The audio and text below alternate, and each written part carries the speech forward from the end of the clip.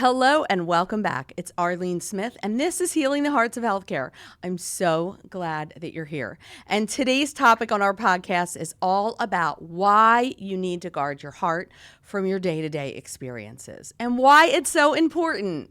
And what does it have to do with healing of your heart? Well, it has everything to do with healing your heart. You know this. When you think about your heart as a vital organ, it's there to sustain our life because it's responsible for pumping all that blood through our bodies, and that blood delivers oxygen and nutrients to all of our tissues and all of our organs, which you know is essential for us to sustain our lives. We can't do it without it. We can't function without having a heart. But I'm also going to remind you that remember, our heart also serves the purpose of removing all that carbon dioxide that winds up being in our bodies. And when we have conditions like heart failure or our heart is not working, we run the risk that all of those vital organs are deprived of that oxygen and those nutrients. And ultimately that's just going to lead to death or chronic illness or some other type of condition. So when I think about this idea of guarding your heart and why it was so important for me to talk about this in a topic, it's because when I look at it a little differently. I mean, here you are, you're a healthcare worker, and you care for people. You do this day in and day out. It is what you were designed to do. You were designed to provide care in an empathic way and providing it with compassion and love and healing. All of that is essential for healing to occur.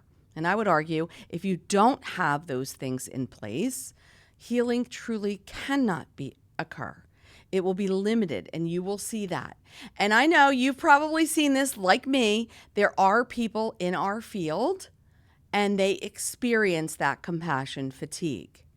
And you have to be careful because if that is left untreated, well, that just leads to apathy, and then that just grows and grows. And once that apathy begins to take root in your heart and in your mind, it is extremely difficult to remove. It's why I hate weeding. I mean, I hate those pesky little buggers. It's not anything that I like to do. It's hard work to get those weeds out. You have to be diligent and persistent and take your time. And I don't want you to be that healthcare worker that misuses your superpowers, where you no longer look at a person the right way, the way you were designed to look at that person, in a caring and compassionate way. So I want to talk about how quickly our mind really works. You know this. The research shows that it takes roughly about 7 seconds for us to form an impression when we're interacting with any type of individual.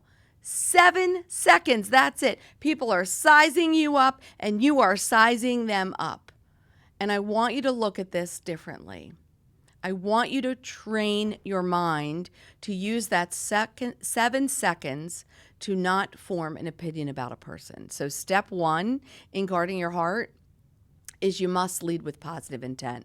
And that really means, when I say positive intent, what I mean is you have to look at the good in people. You've got to raise your awareness. You've got to really pay attention to any unconscious bias that might be on your undercurrent or in your service. And again, this is where the deep work has to happen. And if you're wondering, I don't know if I need to do that, I'm going to remind you, you are a healer. You are not going to heal people unless you can look at a person and in the way you're interacting with that person, provide compassion, loving care to an individual and show empathy and understanding of what they're going through. And one of the things that I see in healthcare is, this, we all come from all different backgrounds. So we all have different experiences. And again, we have a duty and a responsibility to provide care to every single person, regardless of their background, their experiences, how they interact with us. when we're here in life school. And this is really hard for many, many people because look at our world. I mean, you see, people aren't doing a great job when we look at leadership in our world of modeling these types of behaviors that I'm reminding you as a healthcare worker, this is what you were destined to do. See, you're different from the rest of the world. You are a healer. You are armed with this superpower. And the truth is, apathy is so sneaky. It slowly creeps in. That's what makes it so incredibly dangerous. And maybe it starts with you just initially dismissing someone's complaints. I've heard that 100 times over. Or maybe it comes from you coming from a place where you place judgment on a person. And so you're looking at them in a different way than you might look at somebody else based on that 7-second view of how you're viewing them. So I'm going to remind you here in Life School, a big part of the work that we all have to do as healthcare workers and as healthcare leaders is we need to flood people with love, compassion, and empathy instead. And that is incredibly challenging because I'm going to remind you, it is so incredibly important, this power of love in healing. I mean, just think about it. There are people that are walking this earth that do not get the true feeling and essence of how it feels for someone to care about them and to love them. That's the God's honest truth. And here's the great news. I mean, everything in life is achieved through mastery and it's learned through practice. It's just doing it over and over again.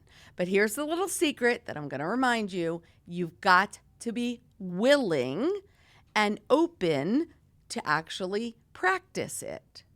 And this is where it becomes really challenging for some people. But you know me, I'm like, why not? I mean, why wouldn't you do it?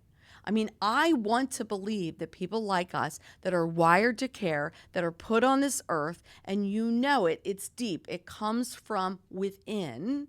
We're here to do this important work in Life School because we've got to connect our passion to our purpose. Healing is something we all naturally do. And for so many of us, what I want you to know and understand on this topic of why this is so important to guard your heart is because this is what you were designed to do in the craziness and the chaos. And people always say to me, but it's so hard in the craziness and the chaos of healthcare. And I understand what you're saying completely. I've been there. I understand. I know what that's like. But what you can do is you can focus on you. You can make sure that you're developing your skills and your competencies to learn how to be the best version of you, to achieve mastery. And when you achieve mastery in these ways, it's going to boost your confidence. And you're going to take all of these great and positive experiences that you have learned and you have practiced and done over and over again in a repetitive way. And guess what you're going to do? You're going to share those practices as a trusted mentor to someone. You're going to help to grow the people that are coming behind you. And why? Because we're in healthcare. I mean, if we don't take care of one another and we don't take care of each other, then we are not living our true capacity here in Life School. And I want to remind you, if you are lucky enough to have a really great mentor, you understand and know what this means. Listen, I've had that experience. I've had too many to name here in person, but they all remain as a special place in my heart because the way they interacted with me was in such a professional way, in such a profound way, that they really guided me in the right way. And that was incredibly helpful to me in my journey. And it's going to be helpful for you as well, because you need to learn these practices and you need to learn how to guard your heart every single day as a daily practice. It's essential. And I'm going to remind you, this is a non-negotiable thing. You must develop this practice. Just think about it. Everything that you see on social media, everything that you see on TV or in any type of media or programming, any interaction that you have with another person, I mean, all of that comes in contact with you here in life school. And we are all beings of energy, and it passes between us. And guarding your heart is the best way to protect that heart so that it is always coming from a place of compassion and empathy. And that's hard to do because if you think about it, and again, I see this pretty much everywhere in the world, not just in healthcare, people can say some really hurtful things. I mean, they can be really pesky sometimes. And we can have some of those pesky thoughts surfacing in our mind as a result of that interaction that are not of ones that are full of love, right? Those thoughts are full of, how do I get back at this person? Or how do I prove my point? Or where can I place blame? And all of those negative emotions begin to surface. And we are built as human beings to have this exchange between one another. You know this. When you're around somebody that has boundless energy and can do things and stay positive, even in the difficult and challenging situations, it feels differently. Suddenly, the work becomes easier to do, and you start operating at your personal best. But conversely, if you're around people and they are not responding in that way, very, very quickly, the weight of everything is on your shoulders. And you've got to protect your heart so that those feelings don't seep in and then come out in different ways. And I'm also going to remind you the people that you serve that come to you for healing, that need your services, these are people that are experiencing pain or suffering, or they're frustrated, or they're angry, or they're just desperate. They're desperate for someone to listen to them, to help them, and to heal them. I mean, they're not here because they're waiting to go on a great vacation for 2 weeks and be spoiled. They're not at their best. And because they're not at their personal best, you're not going to see their best. And sometimes it's as simple as making that recognition cognitively that I'm not always going to see the best in people. And when that hits me, I'm going to put my shields up. And instead of me responding in a way, I'm going to send love out into the world. And just think about how that would change healthcare altogether. It would be tremendous. And I know this is hard work. Trust me, I've always said it's not like any of us arrive on this earth and we're given this great manual and it tells you everything you do from soup to nuts to get you from A to Z at the end of your life. No, none of us are taught any of this. When we get here, we have to figure it out. And as healthcare workers, because we're designed to be healers, that means the way we interact with people is that we bring things like kindness and thoughtfulness and consideration that the person that we're interacting with might be experiencing some external stressors or internal stressors, or the way they're trying to manage through a chronic condition or illness. And that is so important because there are people out there that face this every single day. But you can be the person that's different. You can be the person that chooses to guard your heart and shield yourself from those emotional experiences and reframe them out in your mind and look at them differently. Listen, I'm a huge Marvel fan, and I've always loved Captain America. I freaking love that shield. I mean, there are times when I'm like, I wish I had that shield. It's so incredibly awesome. But when you think about that shield, it's a protection.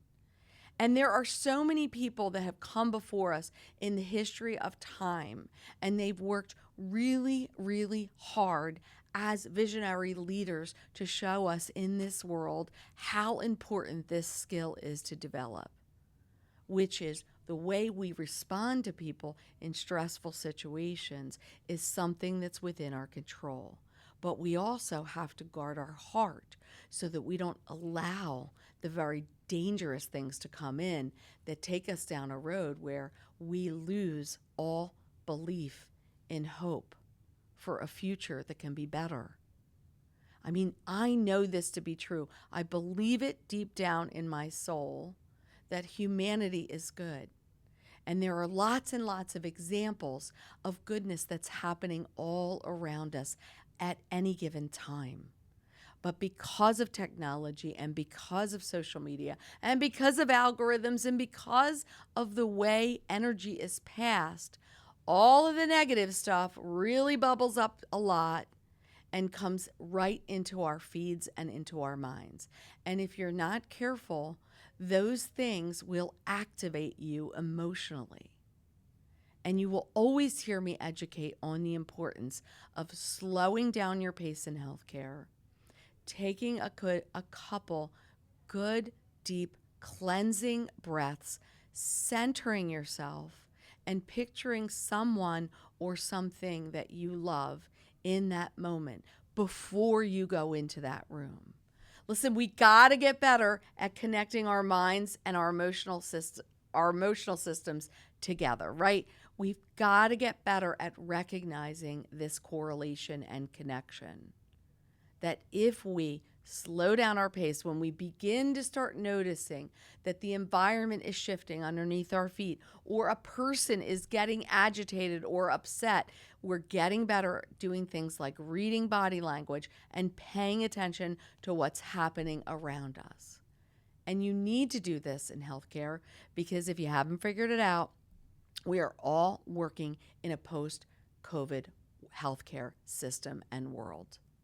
I mean, I know it. We all want normalcy back.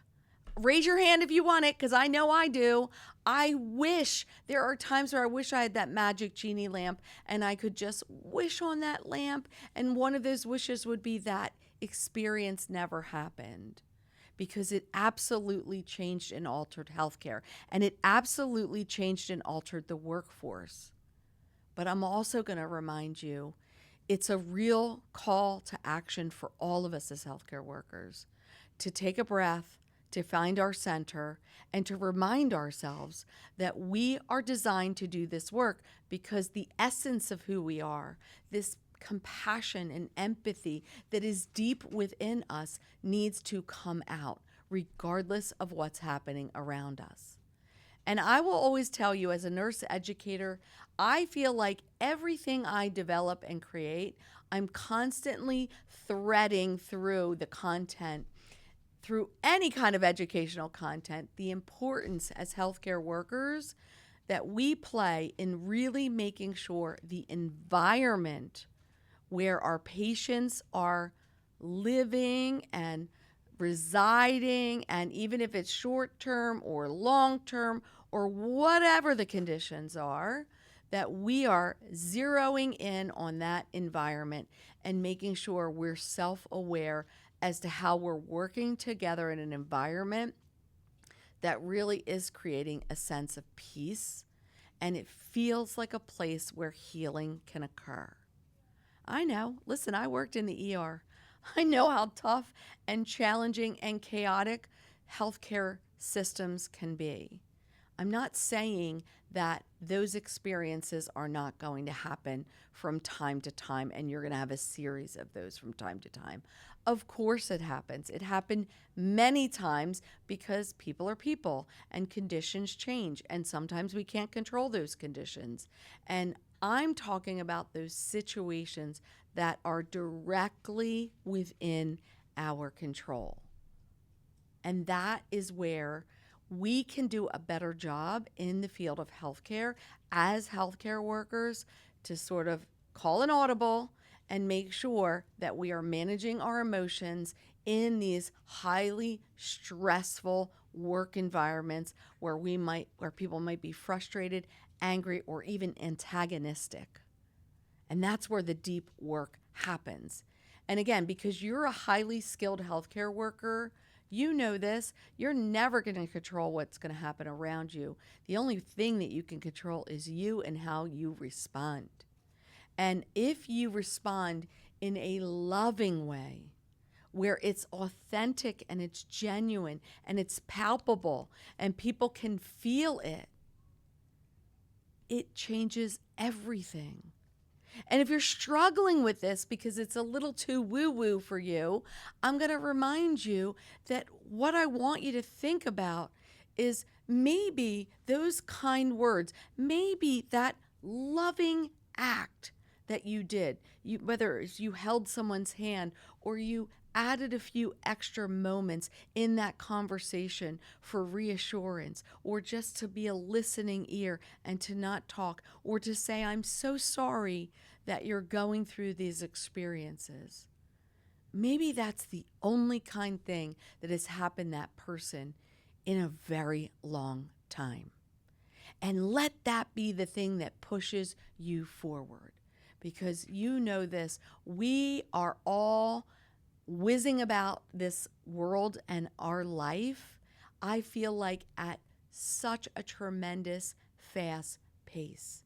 And we are missing the moments. We are missing the connections that we get the beauty of having with people when we take them from a place of suffering to a place of healing.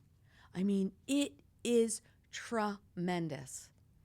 To me, that's your superpower. That's what sets you apart from other people in this world.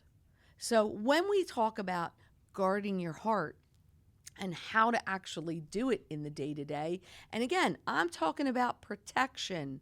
I'm talking about putting sort of a protective space around your heart so you allow yourself to be in a place where, you can listen to someone and their feelings.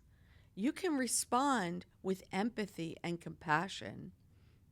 But what you ultimately do is you protect that space so that you don't absorb it within you and allow it now to carry it with you to that next patient and that next patient and that next patient. Because then pretty quickly, what's going to happen is you're going to find your place. You're going to find yourself in a place where you're going to start to experience burnout. So there are a few things that you can do absolutely right out the gate. Number one is you can set some really healthy boundaries. I will always advocate for the importance of setting boundaries. You're a unique individual. You need to set boundaries that are safe for you. And research has shown that when we establish sort of these clear boundaries for ourselves, we're in the best position to prevent things like having emotional burnout or having an emotional response in a way that is not something that we are intentionally doing. We have to protect our mental health. And sometimes someone will be disrespectful to you. And boy, it's going to make you feel like you could just pull your fists up and go into that flight or fight response. And I'm going to tell you, training your brain and your mind to respond with a loving response instead, by being assertive and protecting your own personal boundaries and reinforcing the way you want that person to interact with you, is always going to be the better choice. So I'm sorry that happened to you. I can understand how challenging that can be, but I also want you to understand that I'm here to help you.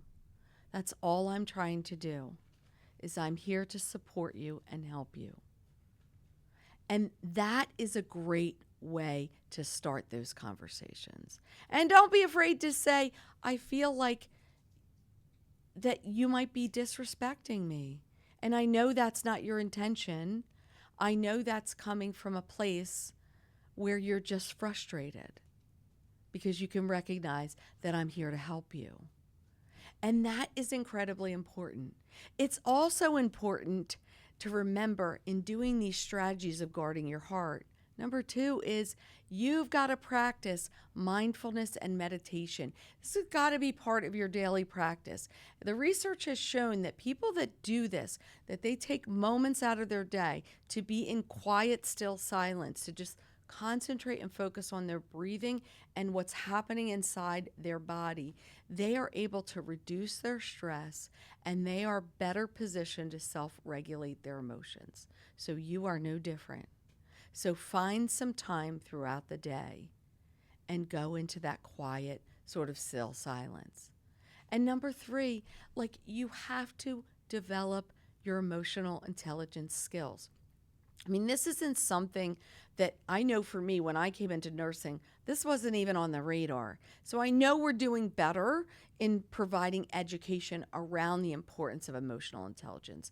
But you've got to do the hard work, and that means you have to self-reflect and you've got to look inward at yourself. And you need to better understand what are your triggers. And knowing those triggers are going to help you be more self-aware so that you can self-regulate your emotional response to those triggers. And you can respond in a way with empathy and compassion and love and kindness instead. And I know this is hard to do because look at our world and people in leadership. I mean, are you seeing people doing this? Absolutely not. We're seeing the complete counter opposite of this. And in healthcare, it's so critically important because it has everything to do with healing. And so don't forget, when guarding your heart, you've got to engage in self-care. And listen, this is a new one for me too. I mean, if you look at me, you probably wouldn't have known. 15 years ago, I did a couch to 5K and I did 11 half marathons in the course of my time. I worked hard and trained and I loved to run and I loved that time that I was running to get self-care. There was nothing better than clearing my mind. But COVID happened and our lives sort of went into turmoil. And for me, I absolutely 100% took that to a place where I had absolutely no self-care. And I allowed eating and over drinking and things to take over my body. So yes, I have a lot of work to do. And don't tell me you don't have time for self-care. I'm going to remind you, there was a study in 2022 by App Annie, and they found that people on average were spending 4.5 hours a day on their mobile devices, on mobile apps. So, just carve out 30 minutes of that time. And instead of doing that and scrolling through, do something for you. I know for me, it's really starting with waking up early, making it part of my regular routine, and building in that self-care. And find the things that give you joy. It could be exercise. That could bring you joy. It could be hobbies. It could be just a little extra sleep that you need, or, a little more attention to better nutrition. Don't be afraid to do that. And also don't forget the incredible power of using cognitive behavioral techniques. I love this in the research. I've studied this myself as well. I think to change our negative thought patterns that come up in our heads and our minds, when somebody says something negative to us, in order for us not to attach that to our hearts and allow it to settle into our mind, and then it becomes part of who we are. Instead, we learn how to do this in a more positive way through affirmations. So my personal favorite is if something negative comes to me, I use if I can't say it out loud, because sometimes you can't say it out loud in a conversation, but you can think it, right? You can absolutely think it and send that energy out there. I will say, I am sending you love. I am sending you peace. I am sending you compassion. I am sending you joy. I'm sending you happiness. And that's it. It's as simple as that. And don't forget to seek the support of other people, your friends, your family, coworkers. Even your boss can be a really great source for venting. and even a trusted therapist. Don't be embarrassed to be like, I need to go to a therapist. We all should be in therapy. We went through traumatic times. And if you didn't serve during COVID and you're a healthcare worker, listen, you're going to go through traumatic times. So you're going to need to integrate self-care every single day. And make sure that I will tell you my personal favorite in all of this with guarding your heart. For me, I've had tremendous success with keeping a journal and allowing yourself wherever you go to put pen to paper. So if something happens to you, you write it down, you put those feelings down on paper. I have often known to write, I am feeling ...